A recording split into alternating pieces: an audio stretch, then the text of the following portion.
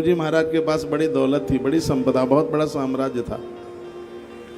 ऐसी माताएं मुझे बहुत अच्छी लगती हैं। उनकी घरवाली माता सतरूपा ने कहा, जगत बहुत जी लिए हैं आप, अब घर छोड़ करके कहीं वन में जा करके भगवान का नाम लेते हैं, भगवान का भजन करते हैं। स्वयं भुव मनोहर सतरूपा, जिनते नर भई सृष्टि अनूपा। वो मनु जी महाराज अपनी गृहिणी को लेकर के नैमिषारण्य में पहुंचे और 23,000 वर्ष तक उन्होंने भगवान का तप किया। द्वादशाक्षर मंत्र बड़ा अद्भुत है, ओम नमो भगवते वासुदेवाय। एक ऐसा मंत्र है कि किसी भी देवता के आप भक्त हैं, इसके जपने से सगरे देवता प्रसन्न होते हैं। 23,000 वर्ष तक उन्होंने इस मंत्र का वहाँ पर जप किया, अपना वानप्रस्थ जीवन सुधार लिया। वही महाराज दशरथ और माँ कौशल्या के रूप में प्रकट हुए परमात्मा, उनके घर में पुत्र राम के रूप में अवतार लिया। ये भजन का प्रभाव है। घर की जिम्मेवारियां पूरी हो गई हैं, बहू बेटों के ऊपर थोड़ा भजन आने दीजिएगा। बिना टेंशन के ज़्यादा से ज़्यादा भगवद आराधना। अपने आसपास के मंदिरों को देखिए, मंदिर टूटने नहीं चाहिए, इनका जीर्णोद्धार कराइए। ईश्वर ने आपको बहुत दिया है, आपके घर में लाख लाख रुपए की चौखटें चढ़ी हैं, मंदिर का गेट टूट रहा है, उसका पुनः जीर्णोद्धार कराइए, उसकी लिपाई पुताई कराइए, उसमें घंटा लगवाइए, अखंड ज्योत अपनी तरफ से जलवाइए। ज़्यादा नहीं जलवा सकते हैं, महीना 2 महीना 4 महीना 6 महीना साल, जैसी आपकी व्यवस्था है। ये तो पुण्य कैसे कमाया जा सकता है, ये मैं आपको कुछ बता रहा हूँ। बढ़िया सा पुजारी वहाँ रखिए, प्रसाद की व्यवस्था, चिरौंजी दाना है, मिश्री है, ड्राई फ्रूट है, और भी जो भी कुछ करा सकते हैं। ऐसा कुछ मत कहिए वो लोग तो करते ही नहीं, हम क्यों करें। ईश्वर ने उनको ये सौभाग्य नहीं दिया, ये आपको दिया है। मध्य प्रदेश में एक माता हुई है जिसका नाम है अहिल्याबाई। मेरा बेस कम करके वॉल्यूम खोलो। एक माता हुई है, ये भैया आए हैं अभी, आप आए, कैमरा सेट करो उसको। माता अहिल्याबाई, उस माता अहिल्याबाई की बात कर रहा हूं जिसने शिवालयों का जीर्णोद्धार कराया। काशी के जितने घाट बने हैं वो इस माँ ने बनवाए। सोमनाथ भगवान के ऊपर इसने स्वर्ण कलश, आज भी सोमनाथ में माता अहिल्याबाई के द्वारा स्थापित भगवान महादेव के मंदिर के दर्शन होते हैं। कभी आप सोमनाथ जाइए, ऐसा बताते हैं कि ऐसा मंदिर है जहाँ की पिंडी अंबर आकाश जाती है, भोर में सुबह मंदिर में आ जाती है, जिसको स्वर्ग में भी पूजा जाता है। ऐसे भगवान श्री सोमनाथ। 12 ज्योतिर्लिंगों का बड़ा प्रभाव है। जहाँ आप बैठे हैं यह स्थान बड़ा अद्भुत है। बीमारियों को तो जड़ से खत्म करने वाले हैं भगवान वैद्यनाथ। यह वेदों के भी वेद हैं और अनादिकाल में। यह मंदिर कलयुग का नहीं है, मंदिर द्वापर का नहीं है, मंदिर त्रेता का नहीं है, तो सृष्टि का आरंभ हुआ तब का यह मंदिर है, अनादिकाल का मंदिर है। और यहाँ वो भगवान बैठे हैं जो सीधे कैलाश से चलकर आए हैं, लंका के लिए जा रहे थे, लेकिन इस माटी के ऊपर उनको कृपा करनी थी और ऐसी जगह पर वह विराजित हुए हैं जहाँ आज जनमानस का बड़ा कल्याण हो रहा है। सब आनंद मना रहे हैं। इनके प्रति लोगों की अटूट श्रद्धा, बहुत भारी श्रद्धा। यह है मुक्ति और मोक्ष देने वाले भगवान शिव हैं। और टेलीविज़न के माध्यम से आज पूरी दुनिया बाबा धाम के दर्शन कर रही है। आप उन्हें भले ही नहीं देख पा रहे हैं, लेकिन वो तो आपको देख ही रहे हैं। ऐसी अद्भुत जगह से शिव महापुराण की कथा हमें और आपको सुनने सुनाने का सौभाग्य प्राप्त हो रहा है। लिखा है, सर्वत्र फलदाता ही प्रियासानुगुणम शिवा अथवा लिंग दानम्बा लिंग मौल्य मुताबिबा। यूँ तो कहीं भी भगवान महादेव की पूजा करो सब जगह फलदायी है, कहीं भी जप करो सब जगह फलदायी है, लेकिन शिवलिंग के सानिध्य में बैठ करके जो भी जप तप सत्कर्म आप करोगे वह अनंत गुणा फलदायी होगी। ऐसा शिव महापुराण में वर्णन किया गया। आप बेडरूम में जप करते हैं, इधर उधर करते हैं, छत पे करते हैं, कहीं किसी कमरे में करते हैं, लेकिन घर में मंदिर होता है, इसलिए जहाँ बैठ के आप जप करोगे तो आपके किए गए जप का अनंत गुना फल आपको प्राप्त होता है। ऐसा कोई घर ना हो जिस घर में भगवान शिव का शिवलिंग ना हो। नर्मदेश्वर स्थापित कीजिए। नर्मदेश्वर यहाँ से आपको मिल जाएंगे यदि आपका महारुद्राभिषेक हो रहा है तो। जिनको चारों सोमवारों में महारुद्राभिषेक हो रहा है उनको आश्रम ने भगवान नर्मदेश्वर प्रसाद रूप में भेजने की व्यवस्था की है। इनको आप चांदी की जलहरी में, इनको आप जलहरी में स्थापित आप कीजिए। कल मैंने एक वीडियो डाली है, भगवान महादेव को जब चंदन लेपन वगैरह करते हैं तो उनको बाएं हाथ में लेकर के और दाहिने हाथ से उनके ऊपर चंदन, कुमकुम, रोली। कुमकुम के दो अर्थ हैं, एक तो कुमकुम का अर्थ केसर होता है संस्कृत में, और एक कुमकुम का अर्थ रोली भी होता है। भगवान शिव के ऊपर रोली चढ़ती है, पक्का पक्का पक्के वाला चढ़ती है रोली। षोडशोपचार में रोली आती है, उसमें जल डालिए, इस उंगली से घोलिए, फिर लगाइए। श्रद्धया से भक्ताय दत्तम से पदप्रदम अथवा प्रभर नित्यम जपे 10 सहस्रकम। ऐसे लोगों को भगवत दर्शन हो जाता है जो 10,000 ओम नमः शिवाय प्रत्येक दिन जपते हैं। 100 माला जपोगे 10,000 हो जाए। 100 माला जप गुरु मंत्र गुरुमुख से सुन करके यदि इस मंत्र का जप किया जावे, प्रत्येक दिन 10,000 ये नाम जपे जाएं, सुबह शाम। अथस पंचाक्षरम नित्यम जपेद अयुतम आदरात। अयुत शब्द लिखा है, अयुत 10,000 को कहते हैं। संस्कृत की भाषा है, 700 को कहते हैं, सहस्र हजार को कहते हैं। अयुत 10,000 को कहते हैं, लक्ष्य 1,00,000 को कहते हैं, और कोटि करोड़ को कहते हैं। तो यहाँ पर स्पष्ट लिखा था पंचाक्षरम नित्यम जपेद अयुत सात आदरम। जो बड़ी श्रद्धा प्रसन्नता के पूर्व श्रद्धा और प्रसन्नता के साथ 10,000 नाम ओम नमः शिवाय इस मंत्र का जपते हैं, संध्या में या सुबह कभी भी जपते हैं, एक न एक दिन उसे भगवान शंकर का प्रत्यक्ष रूप से दर्शन होता है। उसकी साधना सिद्ध हो जाती है, उसकी भक्ति सिद्ध हो जाती है।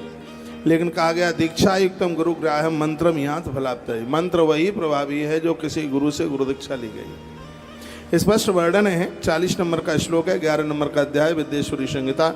उसमें वर्णन दीक्षा युक्तम गुरु ग्राह्यम मंत्रम यात फलाप्तये।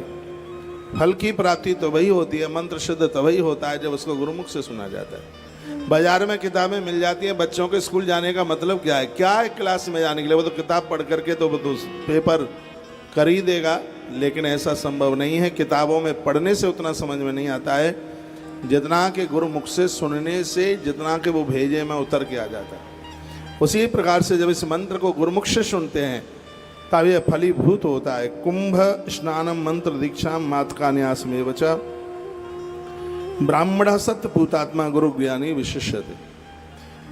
कुंभ स्नानम, क्या अद्भुत बात कही गई है कि जिस समय आप जप करने के लिए बैठते हैं, गुरुजनों से मंत्र लेकर के आपने जप शुरू किया है, जैसे आपने हाथ में माला ली और आसन लगा करके जप करने के लिए बैठे, उसी समय आपको तत्काल कुंभ स्नान करने का फल तो उसी समय प्राप्त हो जाता है।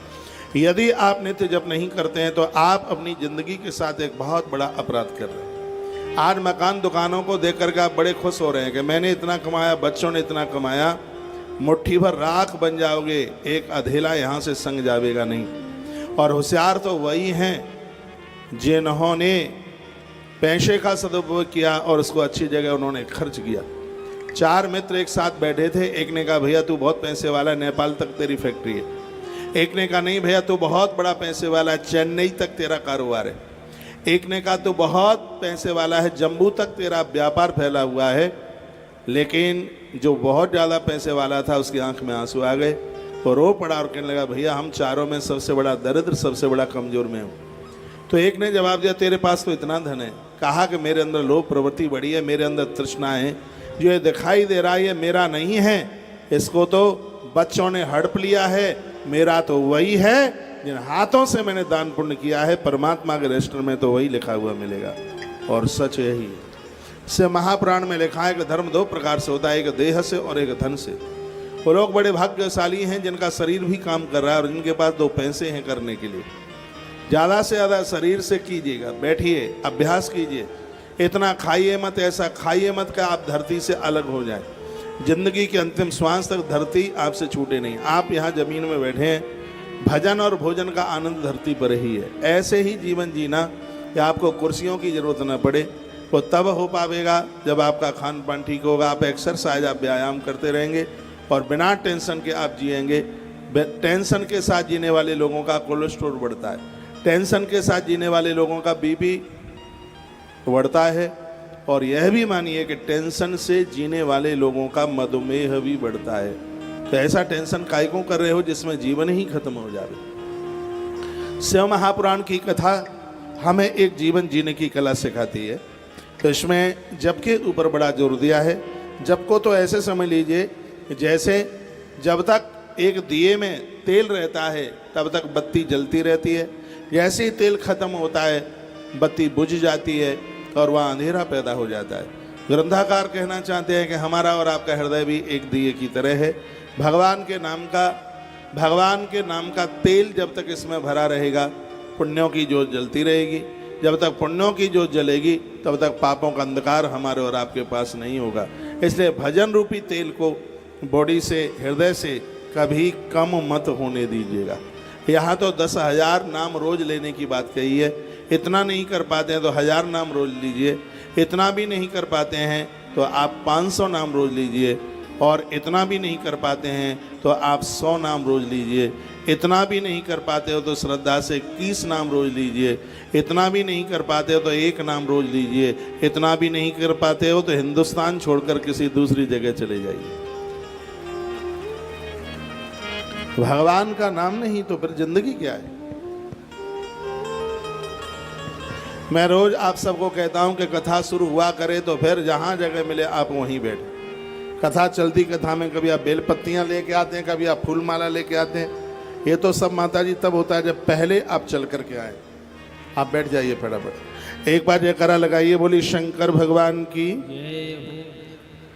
तो बड़ी अद्भुत बात कही गई। शिवक क्षेत्रे समाश्रिता वसेदा मरणम तथा। जो भगवान शंकर के क्षेत्र में जिसकी मृत्यु होती है निश्चित रूप से वह मुक्ति को प्राप्त होता है।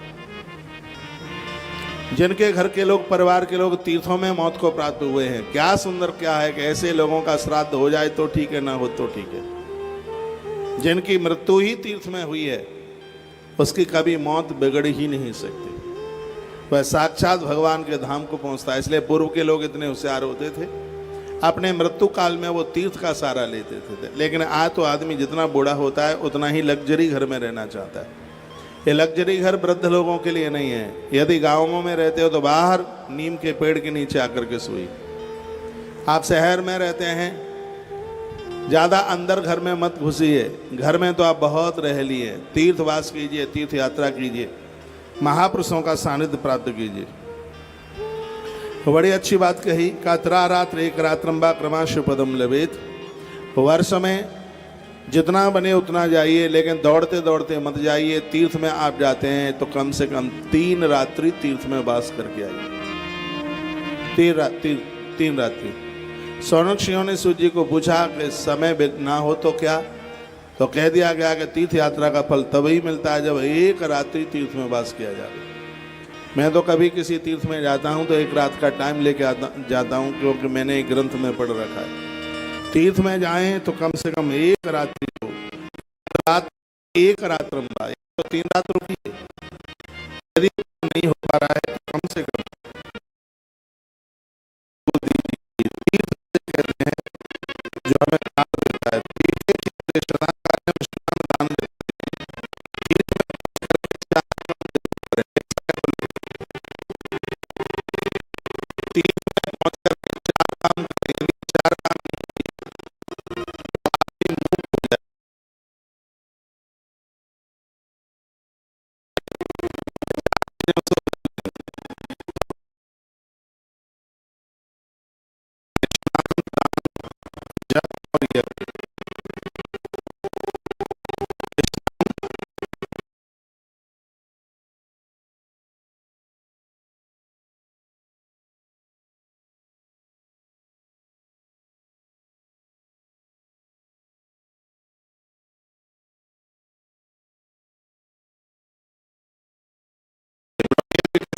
ग्रंथों का स्वाध्याय कीजिए, कथाएं सुनिए। कथा होती है, कथा सुन करके कक्ष में बैठ करके धार्मिक ग्रंथों को पढ़िए, किताबों को पढ़िए। इसको ब्रह्म यज्ञ कहते हैं। जिंदगी के अंतिम श्वास तक इन 4 बातों को भूलना नहीं। तीर्थ में जाते हो तो तीर्थ का फल तो तभी मिलता है जब तीर्थ में जाकर आप 4 काम करते हैं। तीर्थे क्षेत्रे सदा कार्यम स्नान दान जपादिकम। तीर्थ में पहुंच करके भोर में स्नान कीजिए। सूर्य की किरण बाद में बाहर निकल करके आवे, उससे पहले आपका स्नान होना चाहिए। कभी कभी तो ऐसा लगता है कि जैसे घर में रहते हैं वैसे ही तीर्थ में रहते हैं, अंतर तो नजर आता नहीं है कुछ भी। भोर में थोड़ा जल्दी से जागिए। ये बच्चा मोबाइल चला रहा है, ये क्या कर रहा है तू? हाँ, मेरी तरफ देख। तो स्नान, दान, जप और यज्ञ। हम जैसे लोग तो बड़े बड़भागी हैं, तीर्थ में पहुंचकर 365 दिन इन चारों कामों से जुड़े हुए। जो बात स्नान की कही गई है वो तो भोर में ब्रह्म मुहूर्त में ही है। बाद में तो चमड़ी चमकाना है, चमड़ी को साफ सुथरा करना है। पसीने में लथपथ हो गई है, दुर्गंध ना आवे, इसलिए पोंछा पाँच ही है। लेकिन जो भगवत प्राप्ति के लिए स्नान किया जाता है वो भोर में ही किया जाता है।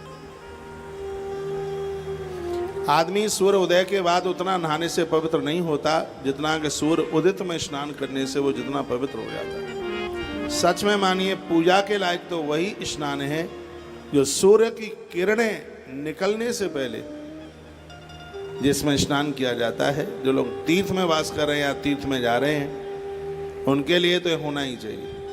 लेकिन दुर्भाग्य है, ऐसा नहीं है कि 10 बजे तक उन्हें नींद आती है, जग जाते हैं 5 बजे। मोबाइल चाटते रहेंगे, दुनिया भर की बातें पूरी दुनिया से करते रहेंगे, लेकिन नहाएंगे नहीं। इतने बड़े पहले जन्म के कीड़े मकोड़े हैं, बस नहाने का नाम मत लो। घरवाली कहती है देखो 7:30 बज गया, कल महाराज ने कहा था कि भोर में। अरे चुप, तू और तेरा महाराज नाले सुबह, हमसे नहीं नहाया जाता, ऐसे बोल देते। ये माता है मुझे बताती है, तेरे महाराज पर तो कोई काम नहीं है, बस नहाना ही तो है, तो जल्दी नहा के बैठ जाएगा। भोर में यदि आप स्नान करते हैं, सच मानिए वह स्नान कुंभ स्नान की तरह होता है। इतना पावन होता है, इतना पवित्र होता है। इसलिए आप अपने आप को पूजा के लायक बनाना चाहते हैं तो नियम ले लीजिए। स्नान भोर में तो तीर्थ में जाकर जो 4 काम करता है उसकी मौत कभी बिगड़ती नहीं। ईश्वर उसका धन्यवाद करता है, उसके ऊपर फूलों की वृष्टि होती है, देवता उसका सम्मान करते हैं। मैं तो श्लोक बोल करके व्याख्यान कर रहा हूँ। तीर्थे क्षेत्रे सदा कार्यम स्नान दान जपादिकम अन्यथा रोग दारिद्र मूकत्वा आपिया न रह। तीर्थ में पहुँच करके 4 काम नहीं के स्नान दान जप और यज्ञ, तो मरने के बाद व्यक्ति गूंगा बहरा रोगी और दर्द बन करके पैदा हो। महादेव की इस बात को कोई काट नहीं सकता। जो शंकर ने कहा वो शाश्वत है, उसको कौन काटे। बहुत बहन और माताओं के हाथ में यहाँ माला लगी हुई होती है, जप करते हैं। जितनी देर आप जप करें, मैं नहीं कहता आप 4 घंटा करें, आप आधा घंटा करें। आधा घंटे में एकाग्रचित्तता हो, नहीं तो ये माताएं जब भी करती रहती हैं और आपस में बहू के हालचाल भी पूछती रहती हैं। भाई गर्मी बहुत हो रही है, यहाँ एक कूलर होता था वो कहाँ चला गया? उसको कोई उठा के ले गया, कहाँ गया भाई? है? तो उसमें क्यों रख दिया? यहाँ ऊपर रख भाई।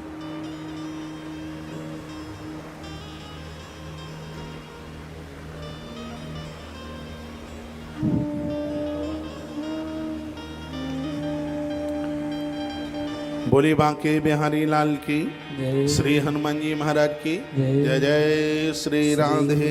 आज बैद्यनाथ प्रभु के दरबार की इस बात को कभी भूलना नहीं है कि जप के ऊपर पूरा ध्यान दें। माला के ऊपर जप है, वो स्नान करके ही होता है।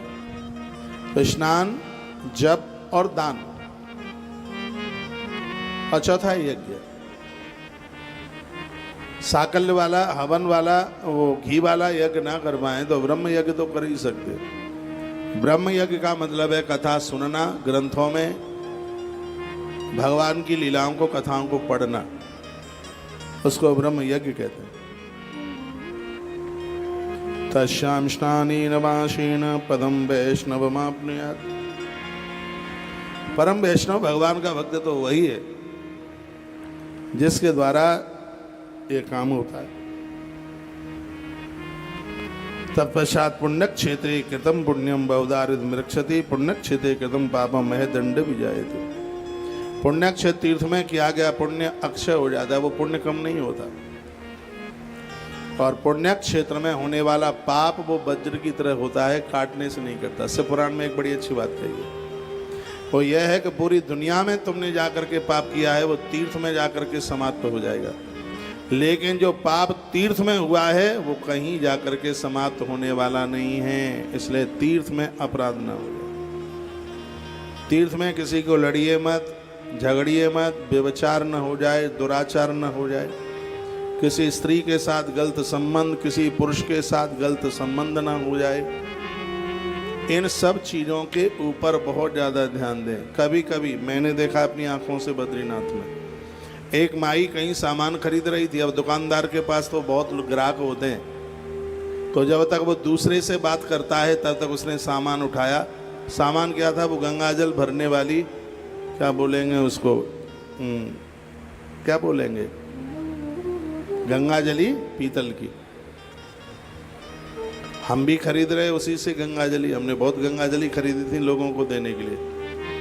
और मुझे दुख तो तब हुआ जब वो हमारी कथा की श्रोता बन करके आई थी। वो उसको बात करता है और उसने 2 उठाई और उसमें डाली। वो तो देख रही है कि मुझे कोई नहीं देखता, लेकिन ये जघन्य अपराध है। और पैसा दे के थोड़ी आई, वो चोरी करके ले आई और खुश हो रही थी। रास्ते में कहती है हम ऐसे लोगों को ऐसे ही बुद्धू बना देते हैं। सहेली से बोलती हुई, मैं तो कुछ बोला नहीं, मैंने कहा शर्म के मारे मर जाएगी, कहीं गिर ना जाए अलकनंदा में जाके शर्म के मारे। मैं तो कुछ बोला नहीं, लेकिन अपराध आप देखिए, पता नहीं आदमी कहां तक उतर सकता है।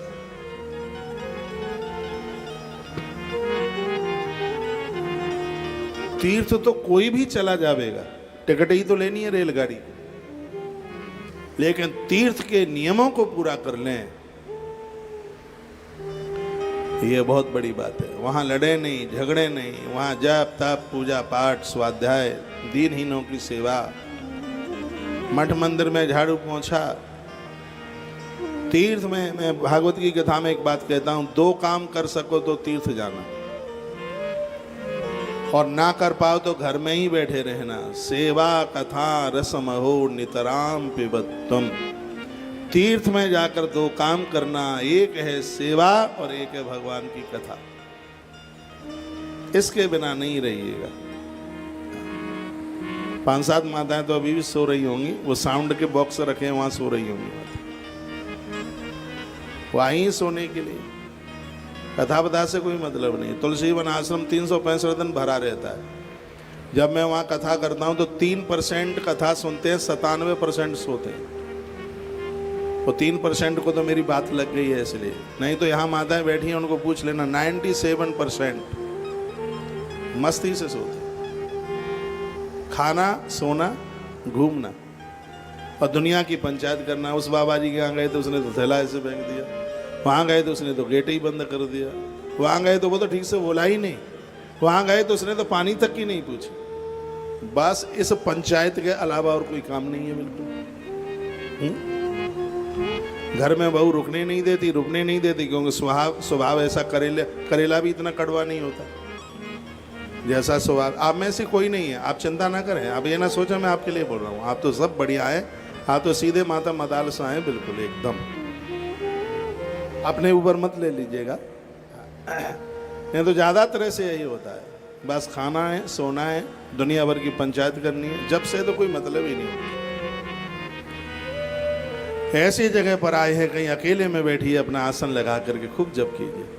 मैं अपना गेट बंद करके आपसे उतना नहीं मिल पा रहा हूँ इस कथा में, क्योंकि मैं स्वाध्याय कर रहा हूँ, मैं अपना जप बढ़ा रहा हूँ। मौका मिला है, कथा कहते हुए तो 31 साल मुझे हो रही हैं, लेकिन वैद्यनाथ बाबा की भूमि पर तो पहुंचने का पहला ही बार अवसर मिला है। तो उस अवसर को क्यों भुला दिया जाए?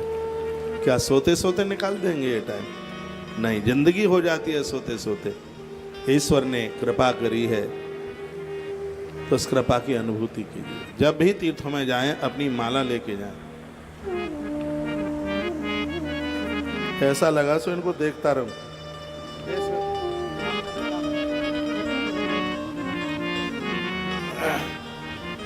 अब ठीक है। पुण्य क्षेत्रे कृतं पुण्यं बहुदारिद्र्यं रक्षति पुण्य क्षेत्र में रह करके ही जीवन बिताने का निश्चय ले लो, संकल्प ले लो। ये सोच लो कि नौकरी से रिटायर होना है, घर वाला रिटायर हो जाएगा तब हमें भी तीर्थ में रहना। लेकिन एक बात है, घर वाला रिटायर हो जाता है लेकिन माता रिटायर नहीं होती। वो तो नौकरी से रिटायर हो जाता है, इन्हें ज़्यादा पड़ती है। पहले बच्चों को संभाला, बच्चों की नाक पहुँचने में लगे। कभी कभी मैं बोल देता हूँ, बच्चों की नाक तो इन माताओं को, दादियों को मलाई जैसी लगती है, उसके बिना नहीं रह पाएंगे। आदमी घर छोड़ने को तैयार भी हो जाता है, लेकिन माताओं के लिए तो बड़ा मुश्किल है। भले ही बहुएं गाली दें, बहुओं की तो गाली भी उन्हें गुलाब जामुन जैसी लगती है, उससे भी मीठी लगती है। कहते कोई और थोड़ी है, पराई थोड़ी है, बहू अपनी ही तो है, 4 गाली दे दी तो क्या हो गया, ऐसे बोल। मेरी माताओं, भगवान शंकर कह रहे हैं, क्या कहते, तत्कालम जीवन नष्टम पुण्य न क्षयमिष्यति। ये जीवन कब नष्ट हो जाएगा पता नहीं है, पुण्यों को नष्ट मत होने दो। अपनी आराधना, अपनी साधना, अपना भजन बढ़ाओ। मानसम च तथा पापम तादृशम नाशे ध्वजा मानसम बद लेपम तु कल्प कल्पानुगम तथा। तीर्थवास जनित पुण्य कायिक, वाचिक और मानसिक सारे पापों को नष्ट कर देता है। जन्म लिया है तब से लेकर के आज तक पाप हुए होंगे, भगवान शंकर गारंटी लेते हैं, कहते हैं जो तीर्थ में वास करता है, जन्म के ही नहीं पहले 7 जन्मों तक के पाप तीर्थ जला करके समाप्त कर देता है। तीर्थ की इतनी बड़ी महिमा है, तीर्थ में किया हुआ मानसिक पाप भी वज्रलेप हो जाता है। इसलिए तीर्थ में तो मान से भी किसी के लिए गलत मत सोचिए, वह कई कल्पों तक फिर पीछा नहीं छोड़ेगा। तीर्थ तो बहुत कल्याणकारी है, इसलिए पहले लोग ज़्यादा तीर्थों में ही वास करते थे।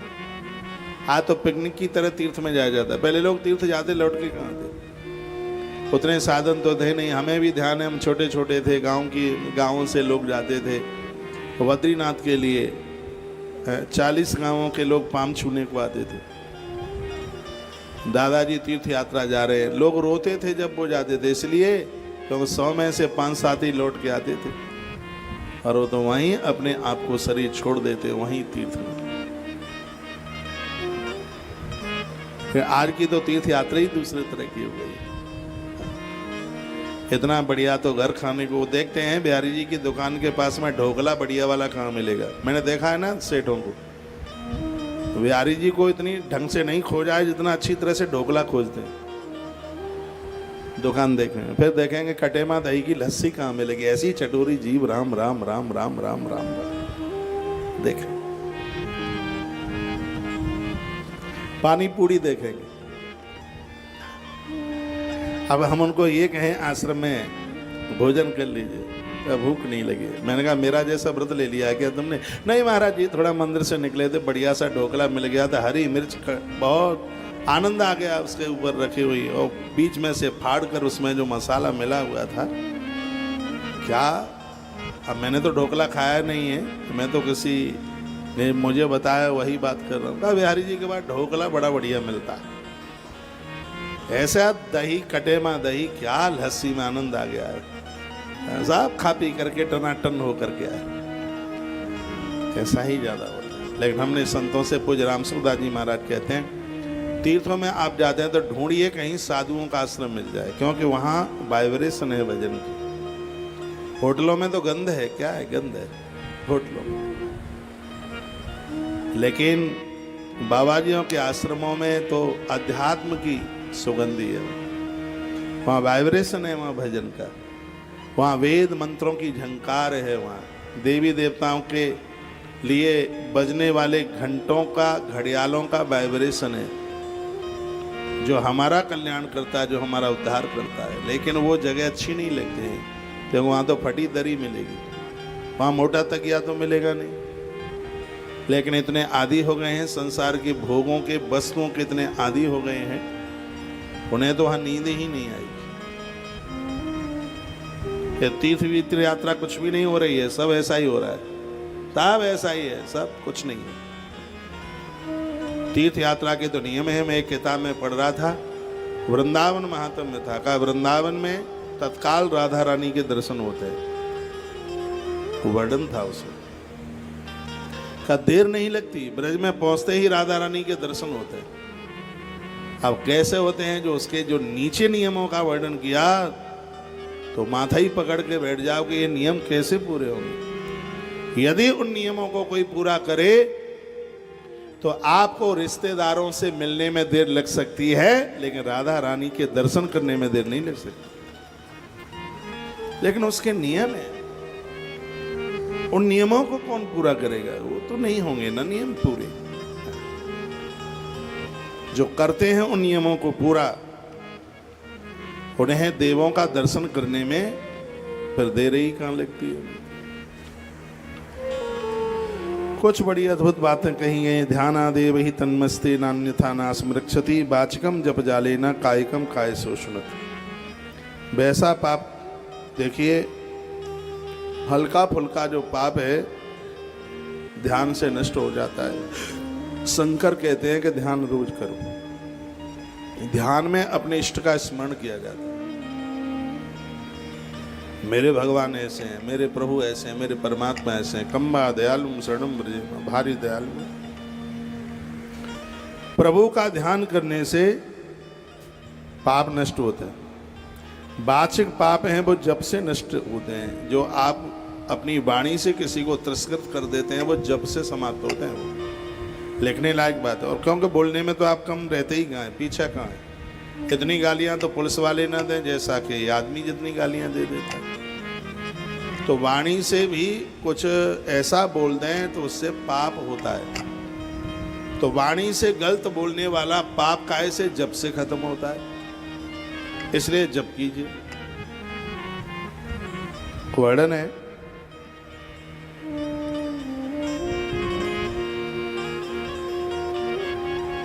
मानसिक जो पाप है वो ध्यान करने से समाप्त होता है। अब जो देह से जो पाप हुआ है, सुनिए, जो शरीर से पाप हुआ है वो व्रत से समाप्त होता है। इसलिए उपवास बहुत ज्यादा जरूरी है। से महापुराण में जिंदगी जीने की बड़ी अद्भुत कलाओं का वर्णन किया है। बहुत ध्यान रखें। मानसिक जो अपराध हुआ है वो ध्यान करने से, वाचिक अपराध हुआ है वो जप करने से, और शरीर से जो अपराध हुआ है वो व्रत करने से,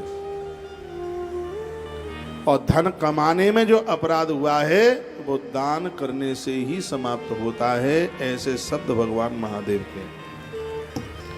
श्लोक नंबर 39 है विदेश्वर संहिता का 11 नंबर का अध्याय। वाचिकम जप जालेना कायिकम काय शोषणात् दान धनकृतम अन्यथा कल्पकोटिभी। जो दान है, धन कमाने में जो अपराध हुआ, धन कमाने में बहुत अपराध होते हैं। ये तो जो धन कमाते हैं उनको पूछिए, झूठी तो सौगंध खाते रहते हैं, वस्तुओं में मिलावट करते रहते। अब ये कथा सुनने का मतलब ये नहीं है खूब वस्तुओं में मिलावट करो, तराजू से तौल करके कम दो, ठगियाई करो, फिर कुछ दान में दे दो तो महाराज के मुंह से सुन ही लिया कि वो तो फिर पाप समाप्त हो ही जाएगा। ऐसा नहीं है। अनजान में जितने भी अपराध पैसा कमाने में हुए हैं वो सिगरे पाप हैं, अपराध हैं, वो दान करने से समाप्त हो जाएंगे। लेकिन जानबूझ करके जो अपराध करे उसका तो कोई समाधान है ही नहीं। पैसा आया है बड़ी बात नहीं है, पैसा आया कैसे है बहुत बड़ी बात है। पैसे कमाने के बहुत साधन है। तो जरूरी है कि मुर्गा काट के ही पैसा कमाया जाए, कि शराब बेच के ही पैसा कमाया जाए, है? उसको सात्विक भाव से कमाइए। 4 पुरुषार्थ होते हैं, सुनिए, धर्म, अर्थ, काम और मोक्ष। हमारे ग्रंथों में भरतलाल जी को धर्म का और शत्रुघ्न जी को अर्थ का। शत्रुघ्न ने जिंदगी भर भरत की सेवा करी, तो इसका मतलब है कि अर्थ होता ही इसलिए क्योंकि वो धर्म का संग करे, धर्म का साथ दे। आप ठीक से सुन नहीं रहे मेरी बात। अध्यात्म रामायण में भगवान व्यास ने लिखा है कि भरतलाल जी धर्म हैं और शत्रुघ्न जी अर्थ हैं। शत्रुघ्न जी ने जिंदगी भर भरतलाल का संग दिया। शत्रुघ्न अर्थ हैं और भरत धर्म हैं, तो इसका मतलब है कि हमारे और आपके पास जो अर्थ है, पैसा है, वो धर्म के लिए ही है। पेट तो सूकरा कुकरा भी भरते रहते हैं, लेकिन आपने उसके गलत अर्थ कुछ और निकाल लिए। अर्थ धर्म के लिए होता है। हम लोग बड़े बड़भागी हैं, आप लोगों से जो मिल जाता है, भगवान की गद्दी पर बैठे हैं, 100% वो धर्म के कार्य में ही लगता है। आज के जमाने में ऐसा हो आश्चर्य लगता है, सुनने में भी अचंभा लगता है, लेकिन सत्य यही है। 1% भी आवे, 100% भी आवे, वह धर्म के ही काम में लगता है, उसके लिए कोई जगह ही नहीं है दूसरी। क्योंकि ये बात हमने ठीक से समझ ली है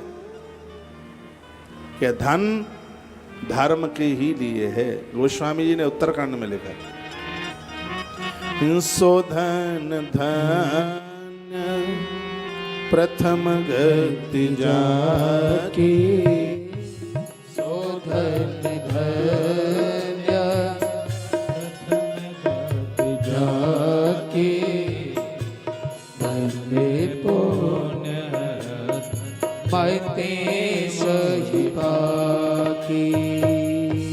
सो धन धन्य प्रथम गति जाके, सोई धन धन्य प्रथम गति जाके, धन्य पुण्यरति सोई पाके। सो धन धन्य प्रथम गति जाकी, धन्य पुण्यरति मते सब गाइयो। पाकी। सो धन धन धन्य प्रथम गति जाकी, सो धन धन्य प्रथम गति जाकी, धन्य पुण्यरति मति सो सोई पाके। सो धन धन्य प्रथम गति जाकी, धन्य धन्य सोई पाके। बोलिए रामचंद्र भगवान की, जय श्री हनुमान जी महाराज की। जय हो। तो आज की इस बात को जिंदगी भर कभी भूलना मत। बात क्या है? बात यह है, मानसिक जो पाप है ध्यान करने से समाप्त होता है। नित्य ध्यान करो। ध्यान करने की पोजीशन है, सुबह गेट बंद करो, खिड़कियां खोलो, या छत पर बैठ जाइए, खुले में बैठ जाइए, नेत्र बंद करो। ध्यान में आंखों से नाक के आगे के भाग को देखते देखते ओम ओम शब्द का उच्चारण करते हुए नेत्रों को बंद कर लिया जाता है। ध्यान करने पर यदि आपको बांसुरी की आवाज़ सुनाई पड़े, घंटा घड़ियाल की आवाज़ सुनाई पड़े, संगत ध्वनि सुनाई पड़े, तो समझ लो कि आपकी ध्यान की पोजीशन बिल्कुल सही है। और अभ्यास करते करते ऐसा हो जाता है, आप घर में बैठते हैं लेकिन ध्यान में आप एक बेड़ में, जंगल में, नदियों के किनारे, पहाड़ पर्वतों के बीच में आप पहुंच जाते हैं। वहाँ की दुनिया एक अद्भुत होती है, एक अलौकिक दुनिया होती है। घर में बैठे होते हुए भी आप घर में नहीं होते, ध्यान में इतनी मस्ती आती है। तो मानसिक भाव से जितना भी अपराध हुआ है वो सब ध्यान करते ही समाप्त हो जाता है। ऐसा शिव महापुराण में वर्णन किया गया है। वाणी से जितने भी अपराध हुए हो जाते हैं, नहीं करते हैं तो भी हो जाते हैं। इसको वाचिक पाप कहते हैं। तो जो आप जप करते हैं, जप से ये वाचिक पाप होते हैं समाप्त।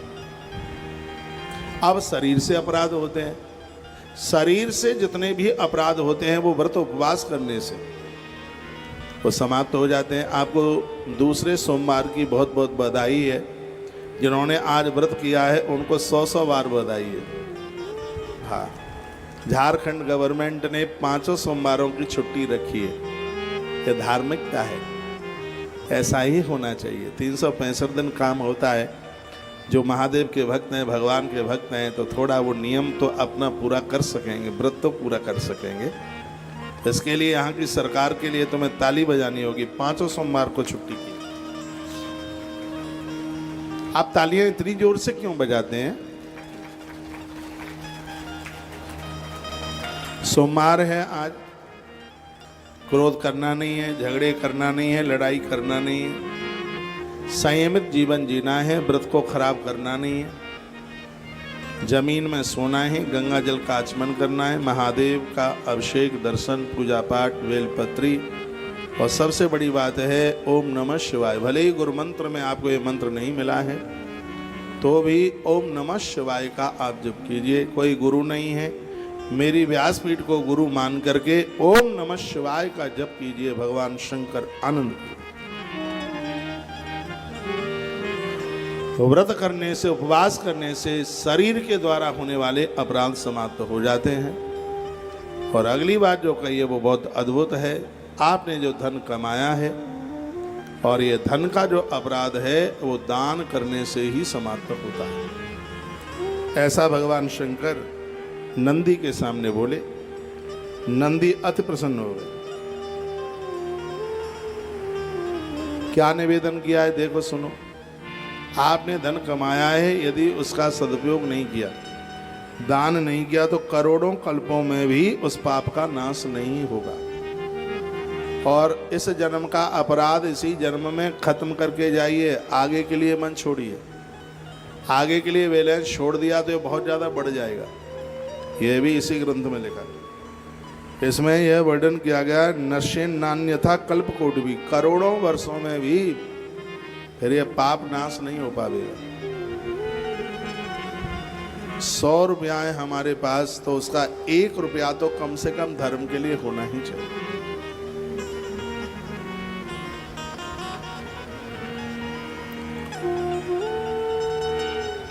बीजां शैव वृद्ध्यं सौभोगां स पुण्य पापयो ज्ञान नाशो ही बीजांशो वृद्धि रुक्त प्रकारतः। हमारे अंदर जैसा बीज है वैसे ही हम सत्कर्म कर पाते हैं। इसलिए जप करने से वासना का बीज समाप्त होता है, इसलिए जप किया जाता है। जो वासना का जो अंकुर है वो ध्यान से, जप करने से, प्राणायाम के द्वारा यह समाप्त हो जाता है। देवानाम पूजया चैव ब्राह्मणानाम च दानतः तपोदिक्याच काले न भोगो सयो भवे निडाम। ये भी बात लिखने के लायक है। क्या है? देवताओं की पूजा, ब्राह्मणों को दान, शरीर से व्रत, मनुष्य को देवता बना देते, और तीर्थवास। 4 बात कही गई है। देवानाम पूजया चैव ब्राह्मणानाम च दानतः तपोदिक्याच कालेन भोगो सयो भवेन्नपः तस्मात् पाप कृतैव वस्तव्यम सुखमिच्छिता। ऐसे व्यक्ति को जिंदगी जीने में सुख मिलता है, मरने के बाद मुक्ति उन्हें मिलती है। देवानाम पूजया, अपने घर में सुंदर सा मंदिर बनाइए। 5 देवताओं को मंदिर में जरूर बैठाइए। कौन कौन से हैं? गणेश, माता दुर्गा, भगवान विष्णु, भगवान शंकर और भगवान सूर्यदेव। इसको कहते हैं पंचदेव उपासना। जितना आपसे बनता है उतनी देर के लिए बैठिए। एक भी घर ऐसा ना हो जिसमें भगवान का मंदिर ना हो। उन्हें 4 धाम की यात्रा का कुछ नहीं मिलता जिनके घर में मंदिर नहीं, जिनके घर में मंदिर नहीं है, पूजा घर में नहीं है। इसलिए सबके घर में मंदिर हो, सबके घर में नित्य देवताओं की पूजा होनी चाहिए। जो अपना सुख चाहते हैं, ऐसे लोगों को पापों से बचने के लिए घर में पूजा और तीर्थों का वास करना ही चाहिए। यह बड़ी अद्भुत बात कही। बोलिए शंकर भगवान की जय। श्री हनुमंत बलवंत महाराज की जय। आज के आनंद की जय। जय श्री राधे श्याम। इतना सुनाने के बाद में अब कुछ सदाचार का वर्णन किया जा रहा है, वो भी सुन लिए। सदाचारम श्रावयाशु येन लोकांजयेद बुधा धर्मार्थममान ब्रूहि स्वर्ग नरकादिदास्ततः। कहा गया है कि जिससे विद्वान पुरुष पुण्य लोक में विजय प्राप्त कर लेते हैं, अपराध करने वालों को नरक और अच्छा काम करने वाले लोगों को स्वर्ग कैसे मिलता है वो बताया गया है। शूद्र ब्राह्मण इत्युक्ता समेव ही कर सका असूयाल प्रद्रोही चांडाला दुजुच्छते। चारों वर्णों का कोई भी व्यक्ति क्यों न हो, उसे सदाचार के साथ ही जीवन को जीना चाहिए। क्या करना है? भोर में जगते समय अपनी दिशाओं का ध्यान रखें। क्या ध्यान रखें? वर्णन का है आयुर्द्वेष मरणम पापम भाग्यम तथैव च व्याधि पुष्टता शक्ति प्रारुत्थानिक फलम। हमारा मरण, बीमारी इत्यादि जो भी कुछ है, ये हमारे प्रातःकाल जागने के ऊपर डिपेंड है। यदि आप पूर्व दिशा की तरफ मुंह करके सोते हो तो इससे आपकी उम्र बढ़ती है, आयु बढ़ती है। सुन लो, लिखने लायक बात है। और जो बात महादेव ने कही है वो बहुत पक्की है। पूर्व दिशा की तरफ आप मुख करके सोते हो तो इससे आयु बढ़ती है। अग्नि दिशा की तरफ मुख करके सोते हो तो इससे द्वेष, घर में झगड़े हो जाते हैं। दक्षिण दिशा की तरफ मुंह करके सोते हो तो इसमें मौत भी हो जाए तो बड़ी बात नहीं है। दक्षिण दिशा की तरफ मुंह करके सोने से रक्तचाप बढ़ता है, हार्ट अटैक जैसी भयंकर बीमारियां हो सकती हैं। इसलिए भूल करके भी दक्षिण की तरफ पाम करके, यानी दक्षिण की तरफ मुंह करके न सोएं। ऐसा श्री शिव महापुराण के विद्येश्वर संहिता के अध्याय नंबर 13 के श्लोक नंबर 8 में ये चर्चा की गई है। दक्षिण दिशा की तरफ मुंह करके सोना बिल्कुल ठीक नहीं है। उसके तत्पश्चात फिर वर्णन किया गया है कि पश्चिम की तरफ मुंह करके आप सोते हैं, इससे पुष्टि।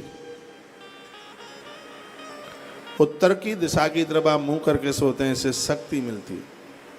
तो इसका मतलब है कि सिर्फ 3 ही दिशाएं सोने के लायक, एक है पूरब, एक है पश्चिम और एक है उत्तर।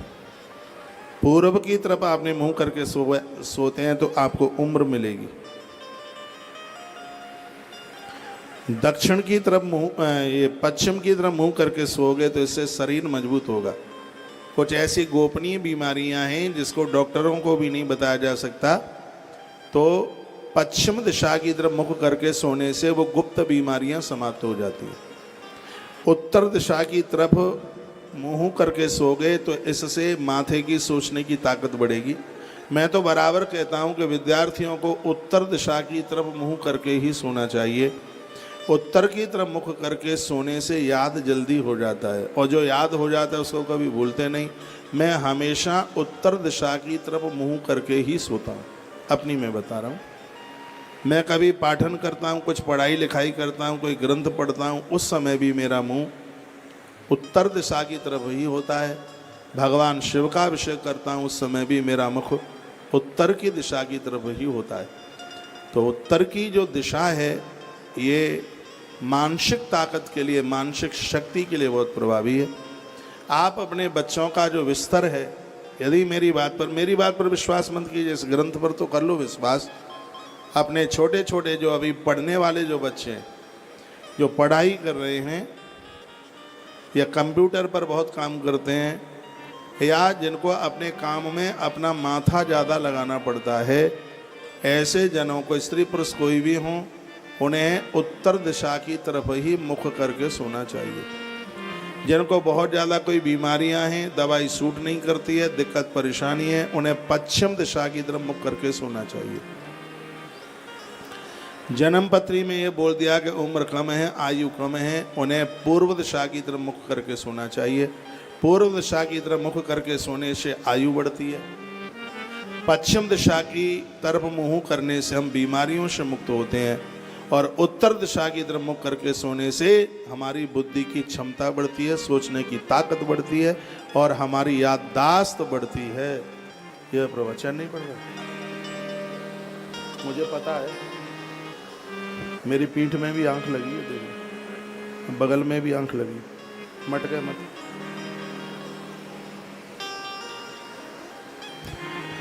आइए 1 मिनट भगवान के नाम का संकीर्तन।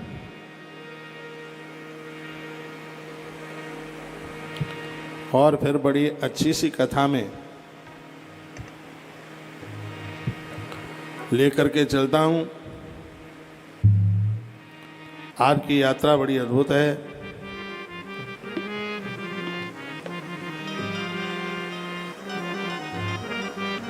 अब आप तो यहां सब बैठे हैं, सब महादेव के भक्त हैं, शिव के भक्त ना होते तो आप चिता भूमि में नहीं आते।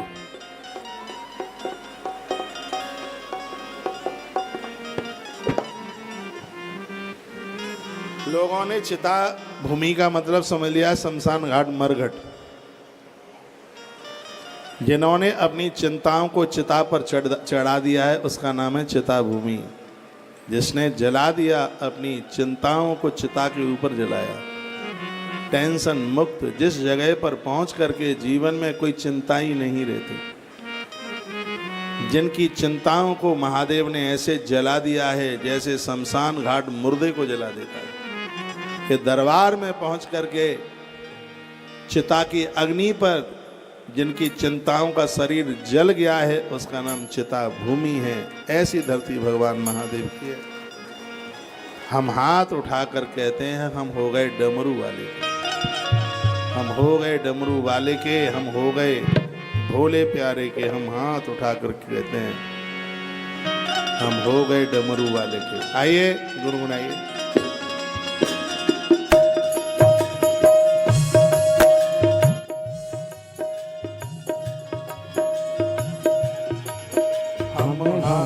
उठा कर कहते हैं हमें हो गए डमरू वाले। हमें हाथ उठा कर कहते हैं हमें हो डमरू वाले के। हमें हो गए डमरू वाले के। हम हो गए डमरू वाले के। हम हो गए शंभू प्यारे के। हम हो गए शंभू प्यारे के। हम हाथ उठा कर कहते हैं हमें हो गए डमरू वाले के।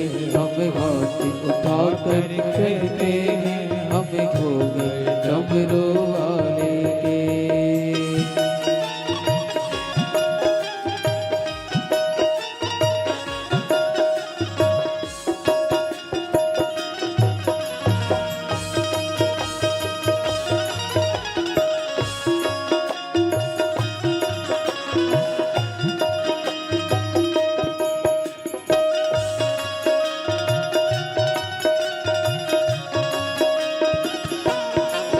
कोई तुम सन अंतरिया है, कोई तुम सन अंतर्यामी है। तू सारे जग का स्वामी है।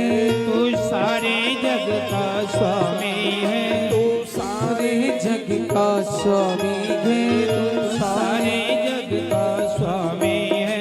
जयकारा लगा कर कहते हैं हम हो गए डमरू वाले के। जयकारा लगा कर कहते हैं हम हो गए डमरू वाले के। हम हाथ उठा कर कहते हैं हम हो गए डमरू वाले के। हम हो गए डमरू वाले के। हम हो गए डमरू वाले के। हम हो गए डमरू वाले के। हम हो गए डमरू वाले। हमें हाथ उठा कर कहते हैं हम हो गए डमरू वाले के।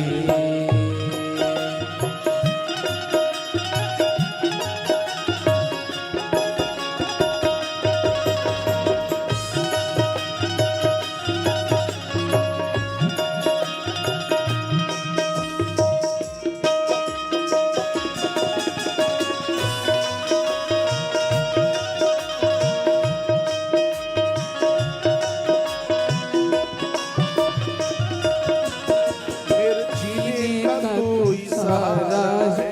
मेरे जीने का तू ही सहारा है। मेरे जीने का तू ही सहारा है। मेरे जीने का तू ही सहारा है। मुझे प्राणों से भी प्यारा है। मुझे प्राणों से भी प्यारा है। मुझे प्राणों से भी प्यारा है। मुझे प्राणों से भी प्यारा है। बहते आंसू कहते हैं हम हो गए डमरू वाले के। हमें हाथ उठा कर कहते हैं हम हो गए डमरू वाले के। हम हो गए डमरू वाले के। हम हो गए डमरू वाले के। हम हो गए शंभू बाबा के। हो गए कर कहते हैं हमें हो गए डमरू वाले के। हमें हाथ उठा कर कहते हैं हम हो गए डमरू वाले के। जय हो।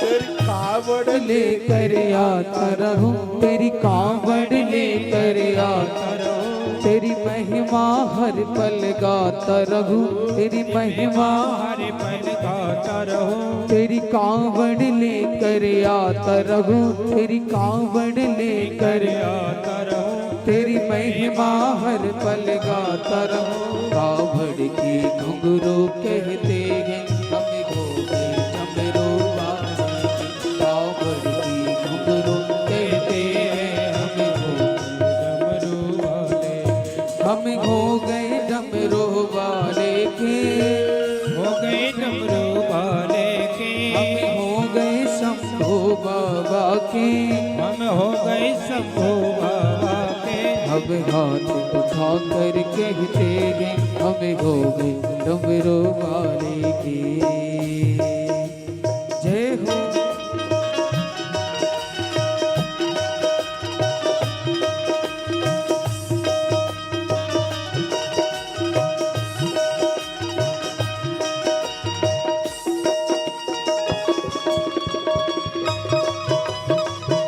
हर बोल।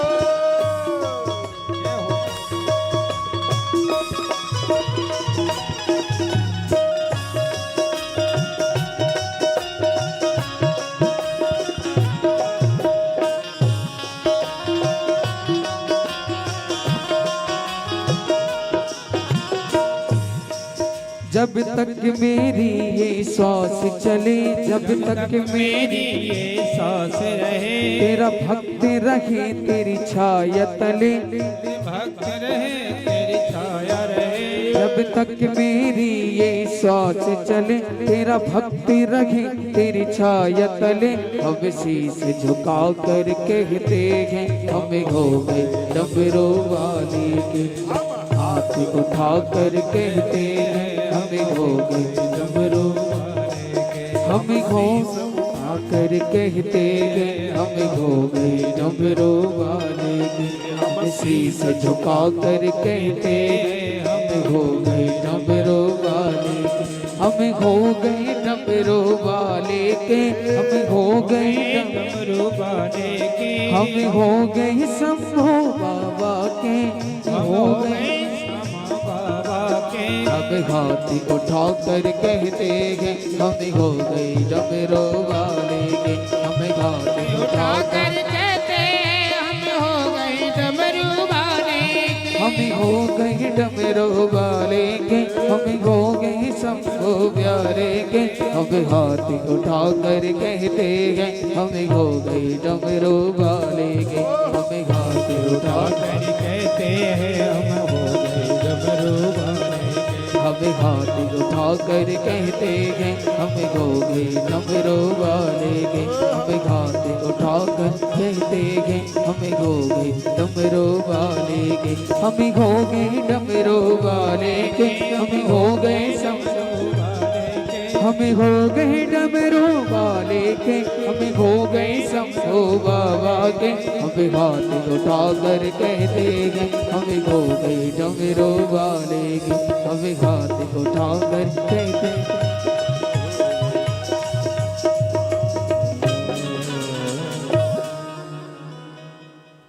बोलिए शंकर भगवान की। जय हो। हमें पूछा गया है एकादशी कब की है। माइक देख भाई। तुलसी तपोवन यूट्यूब चैनल पर 2 बजे वीडियो पहुंच गई है एकादशी कब की है। अब के बार काम का एकादशी है। जो इस एकादशी का व्रत करते हैं उन्हें पुष्कर, नैमिषारण्य, काशी और 12 वर्ष के बाद में आने वाला गोदावरी नासिक के कुंभ में स्नान करने से जो फल प्राप्त होता है, कामका एकादशी का व्रत करने से, कृष्ण की पूजा करने से उतना फल प्राप्त होता है। उसके लिए बड़े अच्छे अच्छे श्लोक डाल करके मैंने वीडियो भेजी है, 2 बजे चैनल पर पहुंची है। 4 बजे के बाद जैसे ही कथा से आप फ्री हों तब इस वीडियो को एक बार आप जरूर देख लीजिएगा। दूसरी एक प्रमुख सूचना में से सूचना है कि रात्रि को जो 9 बजे धर्म यात्रा कार्यक्रम होता है, बड़ा अद्भुत है। कल कुछ बेटी के ऊपर चर्चा की थी, भ्रूण हत्या कितना बड़ा पाप है उसके ऊपर चर्चा की। लेकिन आज धर्म यात्रा कार्यक्रम में ये चर्चा होगी, क्या जितने भी संकल्प हैं या जितना भी धर्म की बातें है वो सिर्फ पिता के लिए ही है, बच्चों के लिए कुछ भी नहीं है? क्या ये पूरा त्याग पिता के लिए ही है, औलाद के लिए कुछ भी नहीं है? ये रात्रि का जो कार्यक्रम है, जो कि एक 45 मिनट का कार्यक्रम होता है, बहुत आनंद होता है। तुलसी मंजरी यूट्यूब चैनल पर अपने परिवार के साथ, अपने बच्चों के साथ बैठ करके इस कार्यक्रम को जरूर देखिएगा, नहीं तो आने वाला समय बहुत खतरे में है। यदि बच्चों को ये बातें नहीं सिखाई पढ़ाई जाएंगी तो अनाथालय में जाने की तैयारी कर लेना भी। और वैसे भी ऐसा यह हो रहा है, तो इसी के ऊपर एक जोर दिया जा रहा है। धर्म यात्रा कार्यक्रम से संगठित परिवार, बच्चे माता पिता की कदर समझें, आप भी बच्चों का उत्कर्ष करें, उसके लिए अभियान चालू किया है। धर्म यात्रा कार्यक्रम रात्रि 9 बजे तुलसी मंजरी यूट्यूब चैनल, आचार्य कौशिक महाराज फेसबुक पेज पर पहुंच करके इस कार्यक्रम को जरूर देखिएगा। और टेलीविज़न पर सुनने वाले भक्तों के लिए मैं कहना चाहूँगा, आज सोमवार है, 7 बजे से फिर अद्भुत महारुद्राभिषेक। मैंने कल निवेदन किया कि भरणी नक्षत्र में आज का सोमवार पड़ा है, ये घोर गरीबी का नाश करेगा, दरिद्रता को समाप्त करेगा, इष्ट दर्शन कराएगा सोमवार।